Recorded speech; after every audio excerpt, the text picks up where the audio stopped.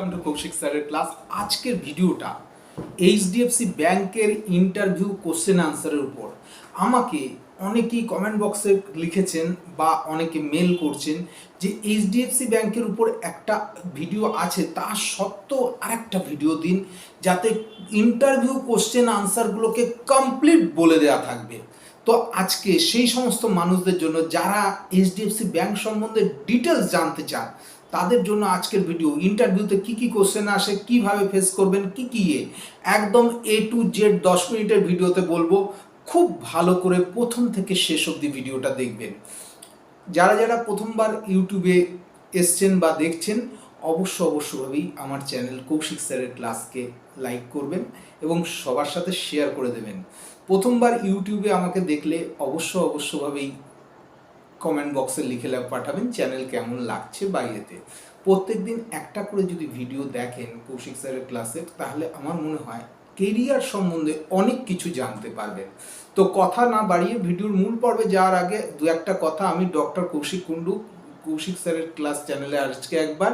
যারাই প্রথমবার ইউটিউবে এসছেন বা দেখছেন আমাকে, অবশ্যই একটা কথা জেনে রাখুন, প্রাইভেট সেক্টরে জব বা টিউশন ওরিয়েন্টেড কিছু যদি সমস্যা আপনাদের থাকেন, তাহলে একদম সলিউশন বক্সে এসে মেসেজ বক্সে ডিসক্রিপশন বক্সে লিঙ্কে যোগাযোগ করুন। আমরা আপনাদের সাথে সবসময় রয়েছি। তো কথা না বাড়িয়ে চলে আসছি আজকের ভিডিওর মূল পর্বে।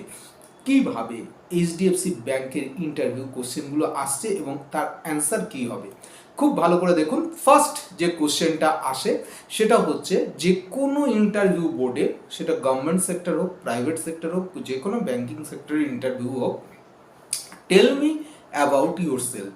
আপনার নিজের সম্বন্ধে কিছু বলুন। তাহলে আপনি বলতে পারেন, thank you for giving me the opportunity to introduce my self বলে, এটার প্রথম লাইন আই অ্যাম বলে বলবেন।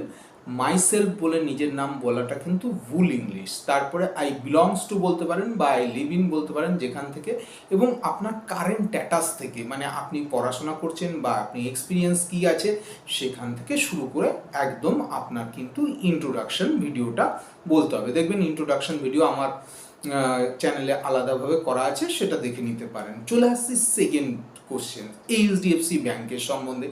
হোয়াট ইজ এইচডিএফসি ব্যাংক বা এইচডিএফসি ব্যাংক সম্বন্ধে কি জানেন, খুব ভালো করে দেখুন। এইচডিএফসি ব্যাংক হচ্ছে 1994-এ এইচডিএফসি ব্যাংক প্রথম ওপেন হয় এবং এই মুহূর্তে ইন্ডিয়ার প্রাইভেট ব্যাংকের মধ্যে লার্জেস্ট ব্যাংক আছে এবং এদের বিজনেস মারাত্মক বিজনেস। এদের চেয়ারম্যান এই মুহূর্তে আছেন অতনু চক্রবর্তী চেয়ারম্যান, এবং সত্যি কথা বলতে এত ফাস্ট গ্রো করেছে এই ব্যাংক, মানে কর্পোরেট সেক্টর বলুন বা যে কোনো সেক্টরে বলুন, এদের সার্ভিস একদম মারাত্মক। তো এইচডিএফসি খুব গুরুত্বপূর্ণ।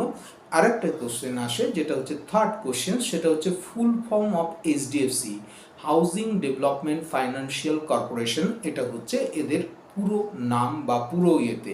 এরপর যে কোশ্চেনটা আসে প্রচণ্ডভাবে, সেটা হচ্ছে হোয়াট ইজ লোন। লোন বলতে আমরা কি বুঝি। এইবার অনেকেই প্রশ্ন করেন যে এইচডিএফসি ব্যাংকে কি কোনো রকম রিটিন এক্সাম হয়। জেনারেলি দেখা গেছে এই সমস্ত ব্যাংকে কিন্তু রিটিন এক্সামের থেকে ভাইভা ওসিটা বেশি হয়। তো হোয়াট ইজ লোন, এই ধরনের যখনই প্রশ্ন আসবে, তার লোন হচ্ছে একটি নির্দিষ্ট অ্যামাউন্ট, যেটা যে কোনো ব্যক্তি বা সংস্থা তার কোনো ফাইন্যান্সিয়াল সেক্টর, মানে হচ্ছে ব্যাংক বা ফাইন্যান্সিয়াল সেক্টর থেকে ধার করে এবং নির্দিষ্ট তাদের কাজের জন্য, এবং আফটার দ্যাট কাজ মিটে গেলে বা কাজ হয়ে যাওয়ার পর সেই লোন ইন্টারেস্ট সমেত, মানে সেই টাকাটা ইন্টারেস্ট সমেত সেই ফাইন্যান্সিয়াল কোম্পানিকে, সেটা ব্যাংক হতে পারে বা ফাইন্যান্সিয়াল কোম্পানিকে ফেরত দিতে হয়। এটা হচ্ছে লোন। এইবার যে প্রশ্নটা আসে সেটা হচ্ছে how many loans are there. দেখুন, how many loans are there are various types of loan, অনেকগুলো লোন থাকে, যেমন আপনারা দেখেছেন বিভিন্ন, কিন্তু লোনের মেন দুটো সেক্টর থাকে, একটা হচ্ছে সিকিউরড লোন আর একটা হচ্ছে আনসিকিউরড লোন। সিকিউরড লোন মানে কি, যেখানে হচ্ছে আপনি সিকিউরিটির বিনিময়ে কোনো কিছু লোন নিচ্ছেন। যেমন ধরুন আপনি হাউজিং লোন নিচ্ছেন, আপনার হাউসটাকে মর্গেজ রাখতে হবে। আপনি গোল্ড লোন নিচ্ছেন, আপনার গোল্ডটাকে মর্গেজ রাখতে হবে। আপনি কার লোন নিচ্ছেন, কারটাকে মর্গেজ রাখতে হবে। এই সমস্ত লোনগুলোকে বলা হচ্ছে সিকিউরড লোন। আবার অনেক লোন আছে, আপনি দেখবেন 1 লাখ 2 লাখ টাকা এমনি আপনি লোন পেয়ে যাবেন, কোনো সেভাবে মর্গেজ রাখতে হচ্ছে না, that is called the unsecured loan. বোঝা যাচ্ছে? এটা হচ্ছে ব্যাপার। নেক্সট যে কোশ্চেনটা আসে বা ভীষণভাবে আসে যে which documents are required for taking a loan.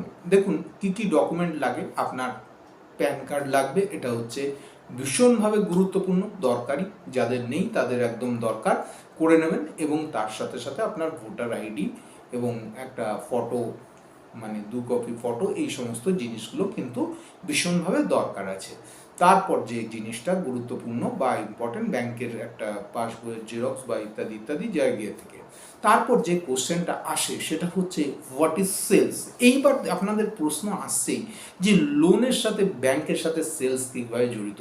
সবচেয়ে বড় ব্যাপার হচ্ছে সেলস হচ্ছে এমনই একটা প্রোফাইল দাদা, সমস্ত জায়গায় এর মানে কি বলবো, একদম সর্বঘাটের কাঠালি গলার মতো।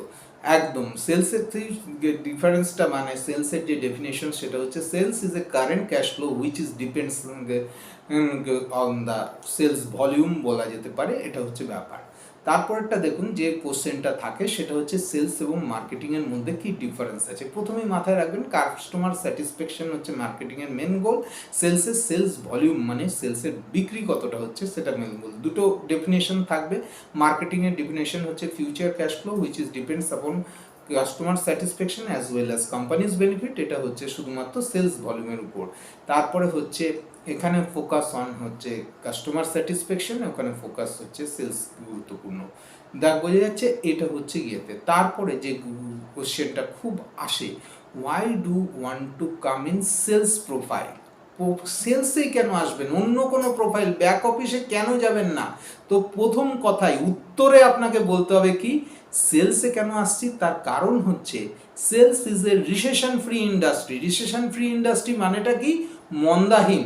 লকডাউনের সময় এখানকার চাকরি গেছে, ওখানকার চাকরি গেছে, সেখানকার চাকরি গেছে, আপনারা খবর নিয়ে দেখবেন সেলসের জব খুব কম লোকের গেছে। তার কারণটা কি? It is a recession free industry, মন্দাহীন। Second point, today 99% job opportunity from sales. 99% job, আপনি যদি 100টা জব খোলেন, 99% জব আপনাকে কোনো না কোনো জিনিসকে বেচতে হবে। আপনার প্রোডাক্ট সেলিং হোক, কনসেপ্ট সেলিং হোক, সার্ভিস সেলিং হোক, করতেই হবে। তারপরটা কি? তারপর থাকে হচ্ছে আনলিমিটেড ইনকাম। দেখুন সেলসে একটা কি হয়, স্যালারি হয়, আপনি যদি টার্গেট রিচ করতে পারেন ইনসেন্টিভ পাবেন, আপনি টিএ ট্রাভেলিং অ্যালাউন্সেস পাবেন, ডিএ পাবেন, মোবাইল বিল পাবেন, যদি কোনো জায়গায় নাইট স্টে করতে হয় সেখানকার টাকা পেয়ে যাবেন। সুতরাং আনলিমিটেড ইনকাম এখানে, যেটা অন্য কোনো সেক্টরে হয় না বা অন্য কোনো প্রোফাইলে হয় না। তো সুতরাং মানুষে এই প্রোফাইলে আসতে চায়, মানে কি আলটিমেটলি তো ফাইন্যান্সিয়াল ইন্ডিপেন্ডেন্স, টাকাটা একটা বড় অ্যামাউন্টের টাকা, কিন্তু খুব গুরুত্বপূর্ণ আমাদের লাইফে। তারপর চলে আসছি যে why company will hire you, কেন কোম্পানি আপনাকেই নেবে। তা এই কথা বলতে গেলে সেক্ষেত্রে আপনি আপনার স্কিলটাকে সাজিয়ে দিতে পারেন যে I am a honest, punctual, hardworking, dedicated working person, এবং I know the banking sector job very well, for this reason you can hire me, এটা তো বলাই যেতে পারে। এবং তারপরে যে কোশ্চেনটা আসে সেটা হচ্ছে আপনার 5টা পজিটিভ থিংস। 5টা পজিটিভ থিং দেখুন চোখ বন্ধ করে বলা যায়, honest, punctual, dedicated to the work, hard working, তারপরে গুড টিম মেম্বার। এগুলো তো 5টা আমি বলেই দিলাম, এছাড়াও প্রচুর কোশ্চেন আছে বা এটা।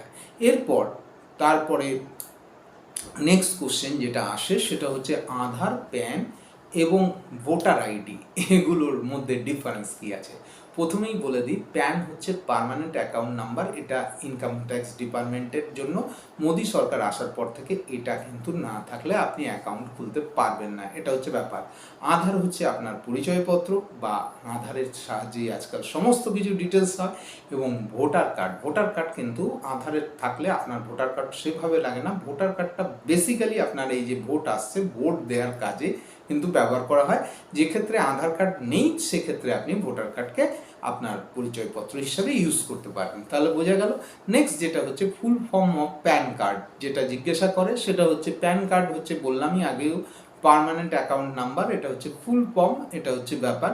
তারপরে demo of a sales object. দেখুন ডেমো একটা জিনিস, এইখানে যদি আমি একটা পেন বা কেউ কোনো ক্রেডিট কার্ড বা কোনো কিছু ডেমো দিতে যাই, তাহলে কিন্তু ভিডিওটা আরও 10 মিনিট বেড়ে যাবে, ভিডিওটা অনেক বেশি লং হয়ে যাবে।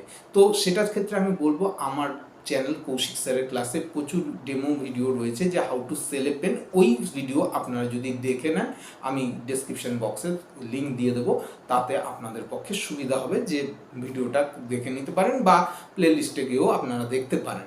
তারপরে চলে আসছি যেটা হচ্ছে যে প্রশ্ন আসে, সেটা হচ্ছে if any one don't take a loan from this bank বা given, then why should I do বা ওয়াই শেল ইউ ডু। তারপরে কি হবে, কি করবেন আগে যেতে, সেখানে একটা কোশ্চেনই বলতে হবে যে কেউ যদি লোন নিতে না চান, সেক্ষেত্রে তিনি যদি মনে করেন যে তার জমানো টাকা থেকে করবেন, সেভিংস অ্যাকাউন্ট থেকে করবেন, সেক্ষেত্রে যে সেভিংসটা পুরোপুরি খালি হয়ে যায়, সেক্ষেত্রে লোন নিলে কি হবে, আপনি বিজনেসে টাকা আর্ন করতে পারবেন বা লস হোক, সেক্ষেত্রে আপনি কিন্তু ধীরে ধীরে টাকাটা শোধ করতে পারবেন। সবচেয়ে বড় কথা কি, আপনার সেভিংসের পরের দিনই যদি টাকার প্রয়োজন হয়, সেক্ষেত্রে কিন্তু সেভিংস কিন্তু খালি হয় না, আপনার কাছে নির্দিষ্ট অ্যামাউন্টের টাকা কিন্তু থেকেই যায়। তাহলে বন্ধুরা, যারাই এই ভিডিওটা দেখতে চাইছিলেন যে interview question answer session of the HDFC bank, আমি মনে হয় এই 12-13 মিনিটের ভিডিওতে আমি সম্পূর্ণটা ক্লিয়ার করে দিলাম। এই কোশ্চেনগুলোকে আপনারা খুব ভালো করে বারবার অভ্যাস করুন, বারবার আয়নার সামনে দাঁড়িয়ে প্র্যাকটিস করুন এবং ইন্টারভিউতে বসুন। আমার ধারণা এইচডিএফসি ব্যাংকের চাকরি আপনাদের হাতের মুঠোয় লাগবে। খুব ভালো লাগলো আপনাদের সাথে এতক্ষণ টাইম থাকতে পেরে। দেখা হচ্ছে পরবর্তী আর একটা ইন্টারেস্টিং ভিডিওতে। খুব ভালো থাকবেন, নমস্কার।